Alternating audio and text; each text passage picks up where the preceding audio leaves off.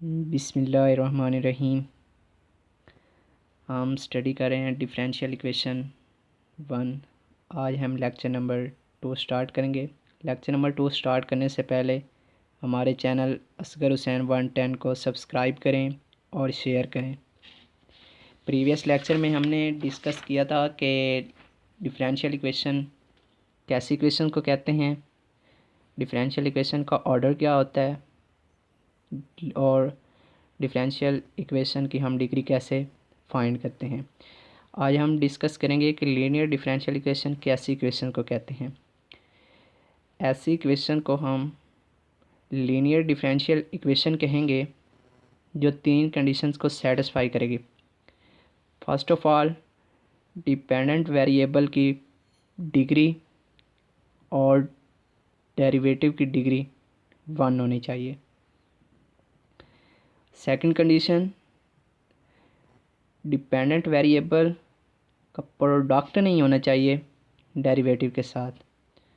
Third condition है translational function जो है वो नहीं होना चाहिए और डेरिवेटिव ऑकर। ऐसी इक्वेशंस को हम लीनियर डिफरेंशियल इक्वेशन कहेंगे जो 3 कंडीशन को सेटिस्फाई करेंगे। अदरवाइज़ हम नॉन लीनियर डिफरेंशियल इक्वेशन कहेंगे। नेक्स्ट है कि सॉल्यूशन ऑफ डिफरेंशियल इक्वेशन। आपको मैंने प्रीवियस लेक्चर में बताया था कि DE स्टैंड फॉर है डिफरेंशियल इक्वेशन। सॉल्यूशन और solution of a differential equation, किस चीज़ का सॉल्यूशन? डिफरेंशियल इक्वेशन का जो होता है सॉल्यूशन हमारे पास वो बेसिकली होता है डिपेंडेंट वेरिएबल और इंडिपेंडेंट वेरिएबल के दरमियान एक ऐसा ताल्लुक़ जिसमें हमारे पास डेरिवेटिव मौजूद नहीं होता। ठीक है, और वो जो आंसर आता है वो रुएसल इक्वेशन को सेटिस्फाई करे। ठीक है, और हमें पता है कि डेरिवेटिव हम कैसे ख़त्म करते हैं, इंटीग्रेशन की मदद से। ठीक है, अब हम इसकी डेफिनेशन प्रॉपर स्टडी करते हैं। A solution of a differential equation is a relation between the variables not containing derivatives such that this relation and the derivatives obtained from this satisfy the differential identical। अब हम example लेते हैं। dy by dx is equal to 1। अब हम separable form इसकी करते हैं, dy is equal to dx करते हैं। अब हम इसकी इंटीग्रेशन लेते हैं, y is equal to x plus C. ठीक है, ये देखें, ये हमारे पास एक ऐसा ताल्लुक़ आ गया है जिसमें डिपेंडेंट और इंडिपेंडेंट वेरिएबल के दरमियान एक ताल्लुक़ आ गया है। ठीक है, जिसमें हमारे पास डेरिवेटिव मौजूद नहीं है। ठीक है, ये इस असल इक्वेशन को सेटिस्फाई करेगा इसका सॉल्यूशन। ठीक है, हम एग्जांपल और एक सेकंड इसकी डिस्कस करते हैं। ये हमें डिफरेंशियल इक्वेशन गिवन है और ये हमें इसका सॉल्यूशन गिवन है। हम ये चेक करेंगे कि ये डिफरेंशियल इक्वेशन को इस डिफरेंशियल इक्वेशन को सेटिस्फाई करती है, इसका सॉल्यूशन सेटिस्फाई करता है या नहीं करता।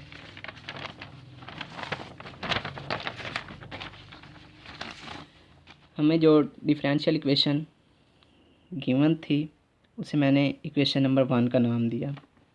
ठीक है, और जो हमें उसका सॉल्यूशन था उसका मैंने डेरिवेटिव लिया।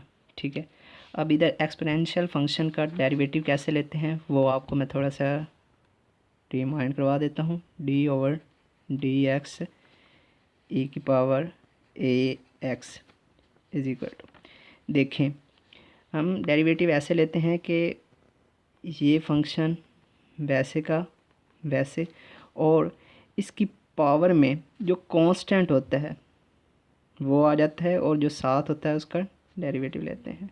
ये a कांस्टेंट है, ये वैसे का वैसे, और x का डेरिवेटिव 1 होता है तो 1 हमें लिखने की ज़रूरत नहीं है। इसी तरह हमारे पास इस टाइम मौजूद है e⁻⁻x, तो इसका डेरिवेटिव हमारे पास क्या आएगा, e⁻⁻x। वो फंक्शन वैसे का वैसे, x का डेरिवेटिव क्या होता है 1, तो मान एज टी उसके लिखने की ज़रूरत कोई नहीं है, e⁻⁻ हमारे पास आ जाएगा। ठीक है, ये हमारे पास ये चीज़ आ गई। अब इसको मैंने इक्वेशन नंबर 1 में पुट किया, देखें ये सोल्यूशन को सेटिस्फाई कर रहा है, तो इसलिए हम कह सकते हैं कि जो गिवन डिफरेंशियल इक्वेशन थी वो उसका सोल्यूशन ये जो है ये सेटिस्फाई है। इसी तरह सेकंड और d square y over d x का square plus y equal to 0 है, वाई इक्वल टू एक और एक्स है, तो देखें हम इस इक्वेशन का डेरिवेटिव लेंगे, डेरिवेटिव लिया, फिर अगेन डेरिवेटिव लिया, तो जब हम इनको सम इस इक्वेशन में पुट करेंगे, इक्वेशन नंबर इसे 1 का नाम दे लें, इसमें जब हमने पुट किया तो ये इक्वेशंस को सेटिस्फाई कर गए। इसी तरह अगर इधर मैं ए साइन एक्स लिखता तो सेम प्रोसेस अप्लाई करते तो उसका सोल्यूशन भी सेटिस्फाई करता।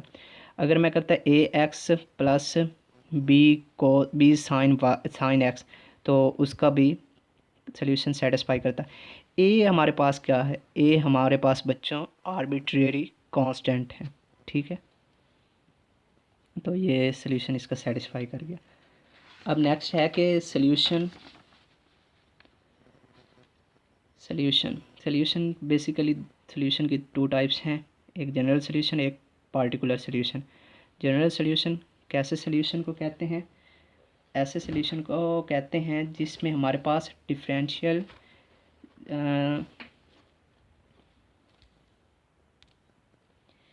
जिसमें आर्बिट्रेरी कांस्टेंट की तादाद डिफरेंशियल इक्वेशन के ऑर्डर के बराबर हो, इसको जनरल सोल्यूशन कहते हैं, ठीक है। अब देखें मैं लिखता हूँ d square y over d x का square plus y is equal to 0, y is equal to A cos x plus B sine x is equal to 0। तो ये इस इक्वेशन का जनरल सोल्यूशन है, ठीक है बच्चों। और नेक्स्ट हमारे पास है कि पार्टिकुलर सोल्यूशन क्या होता है, एक ऐसा सोल्यूशन जो आर्बिट्रेरी कांस्टेंट की पार्टिकुलर वैल्यूज़ से बने, आर्बिट्रेरी कांस्टेंट की जगह कोई फिक्स रियल नंबर हम पुट करें, ये बात आपने याद रखनी है।